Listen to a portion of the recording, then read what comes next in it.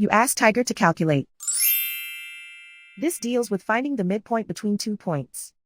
The midpoint between the 2 points is -83, -22. Let's solve it step by step. Plot the 2 points and calculate the midpoint using the formula. The coordinates of point 1 are, x1 equals -88, y1 equals 45.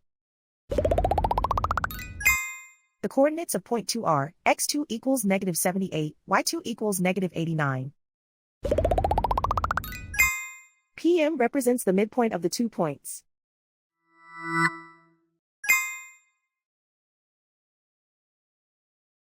Use the x values in the midpoint formula to find the midpoints x. x1 equals -88. x2 equals -78. Simplify the arithmetic.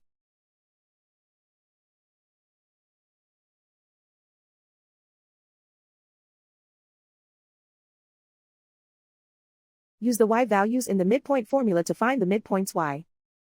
y1 equals 45.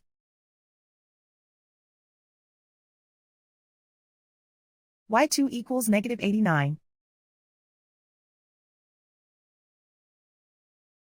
Simplify the arithmetic.